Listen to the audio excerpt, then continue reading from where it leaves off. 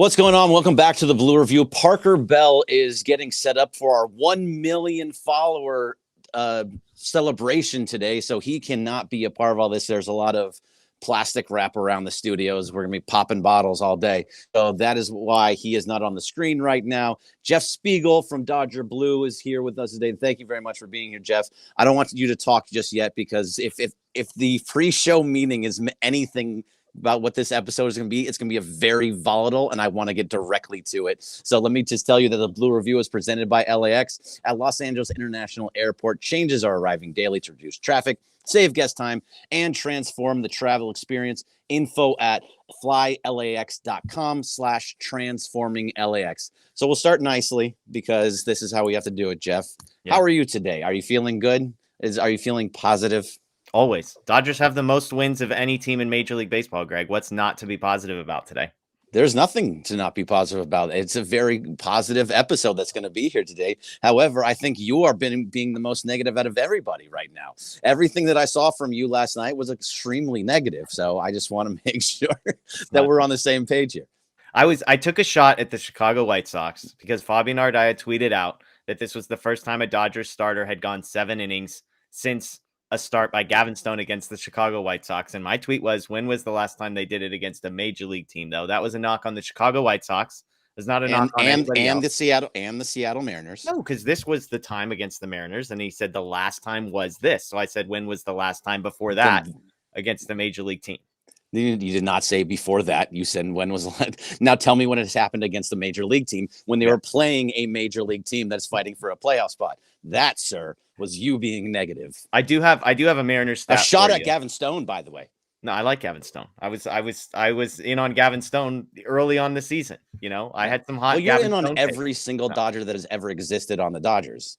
So here's my deal. I stay on guys way longer. So if a guy goes down, has a big gap, and then comes back, those are the victory laps for me. Gavin Stone, Gavin Lux, both Gavins, coincidentally enough. There are other guys that go down and probably don't come back up, i.e. Walker Buehler, where I have to take massive L's because I just assumed that Walker Buehler was going to come back. Clayton Kershaw being good the last 2 starts, that would be a dub for me, I think. So that's sort of my MO, is I just hold on to hope way too long, and once I have it, I don't let it go. And so when it comes back around, James Outman would be an L for me because I believed Outman would eventually figure it out. He might at some point, but this is my deal. I'm a holdout hope, optimistic guy, Greg, and sometimes it works out for me. Yes, no, absolutely. You are very much where I tend to go more towards the negative, pretty much faster. So with James Outman, that was like, okay, we've seen enough. It's time to go down. Walker Buehler, we have seen enough. It's time to make some moves. I disagree with your take on Gavin Lux. I think that there was I wish we could go back and find the audio. You've been on with me and Parker very many times throughout this season. He had a 500 OPS. He was batting like 200. He was absolutely terrible through his first 200 to 250 at bats. Yeah. And I believe, Parker, if you're there, you can just jump on through the audio. I believe Jeff also was down on Gavin Lux, as every other person in Dodgers Nation was in the middle of the season before the All-Star break. I was short term. I was short term down on Gavin Lux. Okay. All right. My deal was always that he had proven it. And so coming off of a major knee injury, like 2 or 3 bad months was not going to be enough to say, like, fire this guy into the sun. I mean, there were people that were just like DFA, like just get rid of him, leave him out of the organization, trade him. We did say that. I'm going to jump in and Jeff did fight that. I will give him that. He fought us saying DFA him. There you go, Greg. Okay. So it's mostly this is what I was saying about Gavin Lux. He played one position. He could only play second base. Yeah. So when you're not hitting, I agree. In the slightest, your OPS is 520 or something like that. So that means that your slug is exactly the same as your batting average, and you're only getting singles, and they're coming few and far between, and you only play one position. You don't fit within the organization. Now he is playing excellent baseball, especially over the last month. He's been, since the All-Star break, been one of the best players in all of baseball. Yeah. He's been fantastic. He was fantastic last night. He was fantastic the night before. There's nothing about him that I have any negative thoughts toward. And even defensively, he's been really good defensively, making plays at second base that I didn't think he actually could make. Yeah, and that was the nice thing is even when he was bad offensively at the beginning of the year, he was giving you some defensive production. To your point, it wasn't at shortstop. We had gotten our hopes up that he could play that. It was a disaster. He moves to second, but here's some numbers for you. Some of these are nerd stats you're not going to like. Some of these are your favorite stats, though. So this is since July 20th, okay? He's sixth in Major League Baseball in wins above replacement. Like, of all offensive players, I love that stat. The sixth most valuable player. He's fifth in batting average, seventh in on base, seventh in slug, fourth in weighted runs created plus. He in wins above replacement, by the way, he's between Juan Soto and Francisco Lindor. That's the company he has been in since July 20th. And so let me ask you this, because this is a conversation we had on our show. Do you foresee like what's your view of Gavin Lux moving forward now? Because we talked about, like, is this a guy who's going to be an all-star? Like, do you think he has that potential, or do you think the real Gavin Lux is sort of like a average major league player who's somewhat valuable, not the worst player in the league, but also obviously not a top 6 player in the league either? Yeah, I don't think he's that guy. I don't think he's going to be OPS is going to be over 1,000 for the rest of the year and for the rest of his career. I think that number is going to drop down closer to the mean. Yeah. I think that, yes, I think he can be an all-star caliber player if he stays like this. It's not, I just expect him to get on base as much as he has been getting on base. I don't need home runs consistently out of him. Obviously they're nice, but I know there's like people like Travis. I was talking about it this morning with him, Travis Rogers, and he still believes that this is just a hot stretch for him. That is what guys have good months. Everybody has good months. He needs to do it for a whole season. I agree with that. I'm kind of in the middle between you being it sounds like you're an all-star player for him. Yeah. So I'm in the middle between you as like he's this great next coming of an all-star and Travis being like, he's just ridiculous. He's just having a good month. I'm right there in the middle. So I think that he's can be somebody, if you're your everyday second baseman and he hits 300 and, has a pretty good, hits 15 to 20 home runs, has an OPS around 800, 750, 800, 825. I would be very, very happy with that for his career.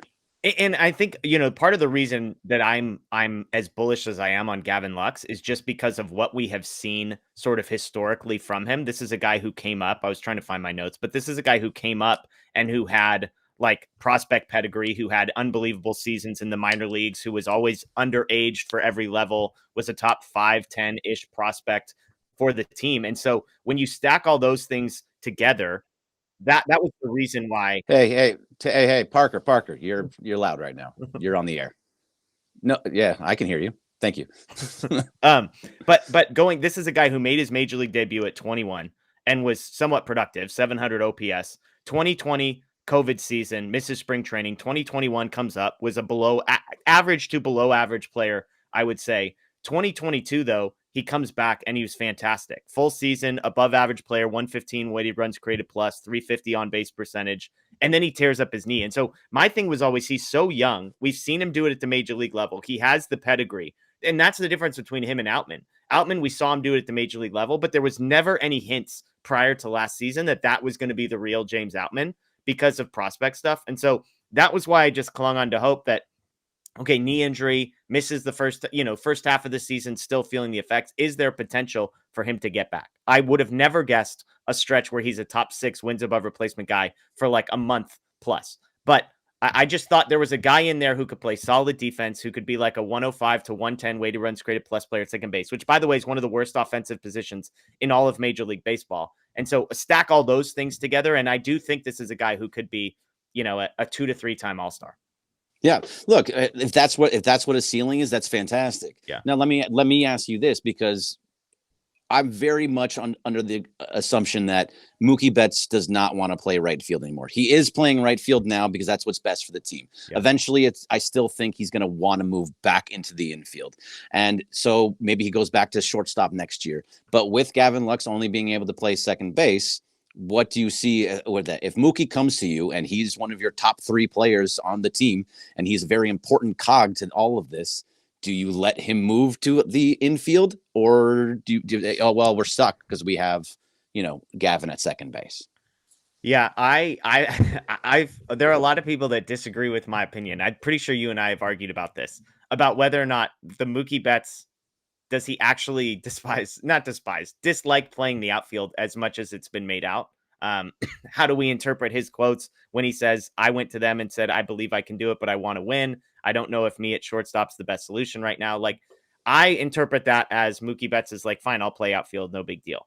I think Mookie Betts wants to win. I think Mookie Betts is going to look at the makeup of the Dodgers roster in 6 to 9 months as they're preparing for the 2025 season. And he's going to be like, hey, if we have a guy who can only play second base, who's incredibly valuable, given that he plays good defense there and can provide us above average offense under team control, costs nothing for a number of years.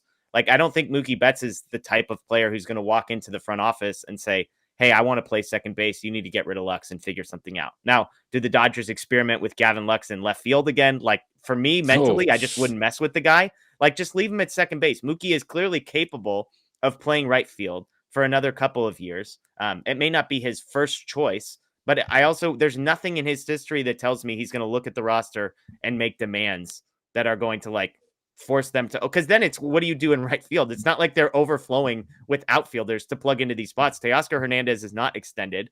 Tommy Edman could be the shortstop or the center fielder next year. Andy Pages, a right field, I think long-term, but maybe more of a platoon guy. So I stack all those things together and think, like, let's not complicate this situation. If you have a second baseman who's young and under team control and productive, like, don't mess with it. Yeah, no, I agree with you. His best position is right field. He probably should stay in right field. However, by reading tea leaves and seeing how he's been acting, I don't think that he moved out of right field for Jason Hayward.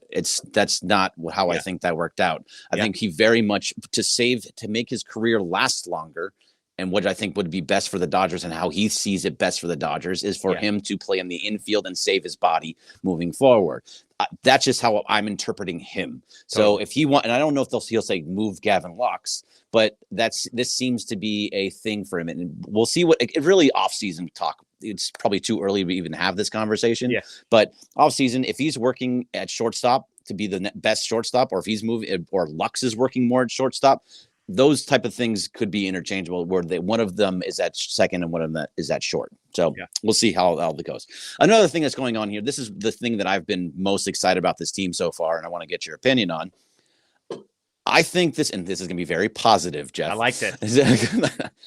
I think the Dodgers right now have the best defensive. The defense for the Dodgers is the best I have ever seen them at. They have Gold Glovers at basically every position now. Yeah. So, and how are you seeing this, Stephen? How much do you think that helps guys like Kershaw, Gavin Stone last night? You know, the guys that we kind of is the defense helping guys like Gavin Stone how he was pitching? Yeah, I definitely think there's been a priority throughout Andrew Friedman's whole time with the Dodgers to value defense. And that's why they go and acquire guys like Miguel Rojas a couple of years ago when he was one of the worst ranked offensive players in Major League Baseball at the time. Kevin Kiermaier, again, when they traded for him this year, he was like the worst offensive player in all of Major League Baseball at the time. Clearly, they say, like, we find value in defense.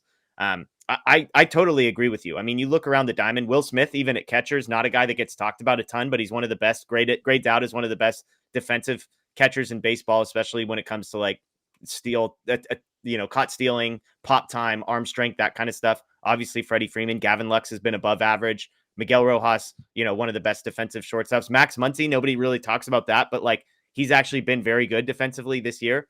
I think you can make a case Teoscar Hernandez in left field is the weakest link defensively, and he's fine. Like, I don't view Teoscar Hernandez as like he's going to win the Gold Glove, but I definitely don't view him as like, Andy Pages in center field or Gavin Lux when he was playing left field. So I agree with you. And I think the Dodgers have done a great job of finding guys in every position that, are basically providing offense too. It's not like, we'll just take a 0 on the offensive side in center field or at shortstop. Because they're like, well, we can have average offense and elite defense, or some combination of those two. So kudos to Andrew Friedman, because I agree with you completely. Yeah, it's been really nice to see. And also the other thing, I saw you tweet this out yesterday, and it's not a negative one that you were talking about. It was about the lineup and how it was structured last night. Yeah, I really liked how that lineup was structured. That was probably the deepest I've seen that lineup all year long. I mean, at the beginning of the season, 7 through 9 was really bad. It was, even when we were just looking, we're like, this is not a good lineup at the bottom.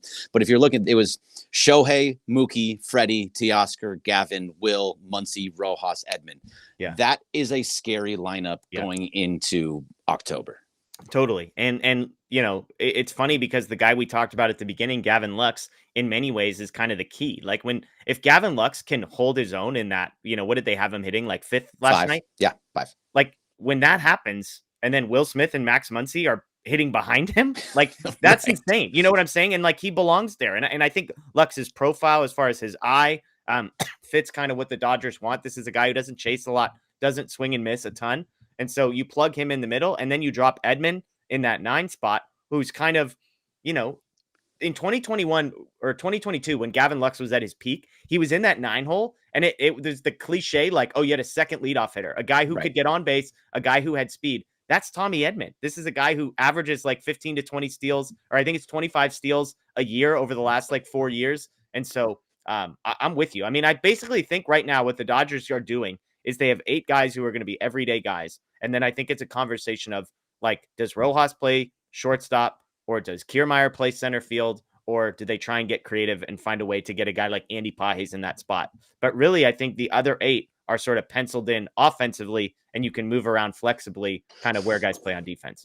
So what do you do? Because there, from what I've seen so far, Gavin Lux does get days off, and usually against lefties. He should. So those, which exactly. So now he's a platoon guy. So against the lefties, he is going to be out. So maybe Tommy Edman is playing second base. He can play most infield positions, and that allows Kevin Kiermaier to play in center field. So in those situations, by the way, you were talking about Tommy Edman. They were saying last night he's graded out as the best base runner in baseball, in all of baseball, awesome. Not just in the National League or the AL. It's in all of baseball. So now you have guys that are also good base runners. So your defense is set.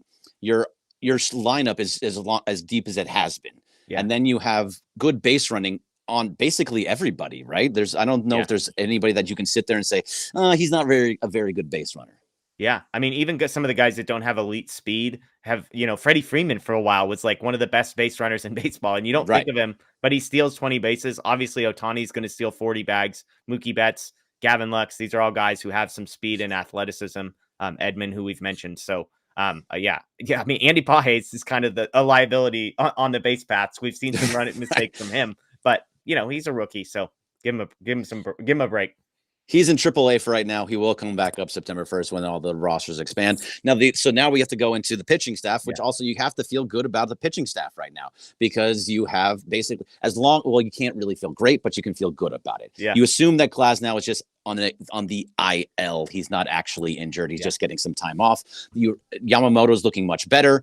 You have Flaherty, who I think is probably right there at 1A, 1B on who's your number 1 starter. And then Clayton Kershaw has been fantastic. Gavin Stone has been really, really good his last 2 starts. So you have 5 guys that you can legitimately say, okay, this is a pitching staff. This is a rotation that you can work with in October. I love to hear those words coming out of your mouth, Greg, because we had a conversation and I said, I feel good about Kershaw, Stone, all these guys in that 4th spot. And I feel like I may have gotten laughed at when I said that. So not Kershaw. I was going to give Kershaw more time. I did not want to give Buehler more time. I still don't want to give Buehler more time. I am terrified of what he's going to look like tonight. I agree. Stone, I was just looking at stats, and I would you love to talk about stats. I was looking at it, and he was for like 6 straight starts. Really bad. He was really bad. Yeah. And now his last 2 starts, he's starting to look like himself again. His velocity is way up. He's getting swing and miss. He has first pitch strikes way more often. He had 10 strikeouts last night against a team that likes to strike out a lot. Yeah. But it just the last 2 eye tests from him, that changeup is devastating. Yeah. It is such a hard pitch for him to pick up. And they were talking about how he was using the 2-seamer and a 4-seamer, or it was a cutter and a 4-seamer, and they kind of blended together. Or no, that was for Evan Phillips. Sorry, I was going to get to that next. But he's just pitching much better. Yeah, I'm with you. And it's funny because in some ways the roles are reversed. I mean, Kershaw, we've seen 2 good starts his last 2. Gavin Stone, we've seen 2 good starts his last 2. I do think with Stone, given what we know about the Mariners, the stats we gave earlier, I hate to be the guy who says slow down a little bit, but it was a 7-start stretch you mentioned, where it's like an ERA of 7. He's had 2 good starts. I do think the numbers he put up last night translate kind of against anybody. Like, I don't care who you're pitching against. 7 innings, 2 hits, 10 strikeouts, no runs is fantastic. And so I just want to see a little bit more of it. Like, I think there's encouraging notes from both of these guys. I'm not ready to just like, there's reasons in both cases. Kershaw, not a ton of swing and miss, lots of soft contact. So how sustainable is that? I think somewhat, but maybe not like forever and always kind of a thing. So I like where the pitching staff is headed, because the same reason from a month ago, I just think they're going to have a bucket of guys, whether it's Kershaw, whether it's Stone, whether it's Landon Knack, whether it's Justin Robleski, whether it's like fill in the blank. But I think they're going to have like 4 guys to choose, and they're only going to need one of them. So it's kind of like if Yamamoto comes back and Glasnow comes back and Flaherty's healthy, they just need one of Kershaw or Stone or Knack, who I would put in that category. Like, they just need one of them to be okay. And Buehler, I'm with you, I'm out. Bobby Miller, I'm with you, I'm out. But like these other 3 guys, just give me one of them. And that's why I feel pretty good. Yeah, no, absolutely. It really, that's what's nice to see about this too, is that you have 3 guys going into the postseason that you feel really good about. Yeah. That will completely change everything. It really depends on Yamamoto, of course. And now you have to go into the bullpen, which that is starting to come together as well. Totally. So I love Kopech as the closer. He is my closer. Everything about him has shown since he's come here from Chicago. Got into a good situation where he can be like, look, this is what I'm going to do. I'm going to throw with heat, and I'm going to throw what I want to in the spaces that I want to, that you're telling me to go to. And I'm going to be successful, especially with the defense behind him. So he has no fear of throwing that 102-mile-an-hour pitch. That feels good. Evan Phillips now. Great. I've always been an Evan Phillips guy. And so I felt like it was because he got moved out of the closer role and he was being moved all around. Yeah. But that was what I was talking about. They were talking about how he was using a cutter and a 4-seam fastball, and they were just kind of the same thing. And they were interacting with each other. So he just cut out the cutter completely, and he has been dominating again. So that is great to see. How are you feeling about the bullpen and moving forward? Yeah, again, positive on all of these things. And my view on the Dodgers, I think, which, I'm not going to say like it hasn't been validated yet, but like it has always been like, we don't need to take an overreaction to where things were 3 weeks ago. Like, wait till these guys get healthy, wait till a sample size evens out. I mean, let me read you this, Greg. This is the Dodgers bullpen. So if Kopech and Phillips are kind of your tier 1 guys, where I think Phillips is going to be the fireman, he comes into face 3, 4, and 5 in the 6th, 7th, 8th, whenever they come up. And then you've got Kopech as your closer. You've got Blake Trinan, who's expected back fairly shortly, who I still trust, and Alex Vesia, who's been unbelievable. ERA starts with a 1. That's your number 3 and number 4 guys. Daniel Hudson's been bad of late, had been good before. Anthony Bonda, I think, has been overall pretty impressive. But again, we're talking about the 5th and 6th best relievers on your team. So I know what you think about when people think about Daniel Hudson, but if he's your 6th best reliever, keep that in mind. And then for the last couple spots, Joe Kelly had a couple good performances in a row. Ryan Brazier, encouraging first performance. Bruce Gratterall, if he comes back, that's 9 guys that they don't even have room for all those guys. So I just think the depth of this group is going to be impressive. I think Kopech makes everybody else fall into line. He plugs the closer hole. Phillips is the fireman. And then you just have to mix and match matchups around them. I feel really great about that group. Yeah, that's the best part about it, is that you have guys that are now in roles again. Yep. That was what's been going on through this whole season, is that guys were being bounced all over the place. You never knew who was going to come in, and they just didn't know.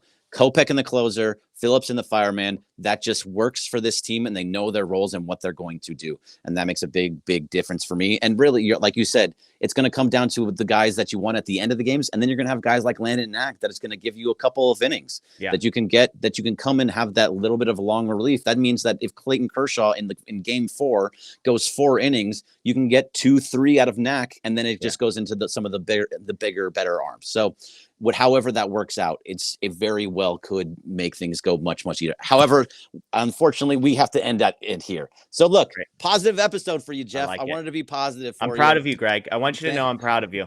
Thank you. It's much appreciated. All right, that'll do it for the Blue. And before we go, Jeff, just tell us where we can find all your stuff, as always. Yeah, DodgerBlue.com. Dodger Blue 1958 on YouTube's the main place. Head over there if you haven't already. Subscribe, ring the notification bell. We'll be doing a live post-game show after tonight's game and tomorrow night's game. Myself and Anthony Witrato tonight. Matthew Moreno joining me tomorrow. And we've got an interview with Ned Coletti coming up in the next couple of days as well. So head over to our YouTube page and check that out. Thank you very much for doing it. Thank you to LAX, and thank you for all being in the chat. I saw Beto Duran was in there for a little bit, so appreciate you, Beto. We'll see you tomorrow, but stick right here. There's a big celebration that's about to happen. 1 million plus followers. Love it. Get over to stay here. Stay on the ESPN Live YouTube page for Travis and Slee coming up next.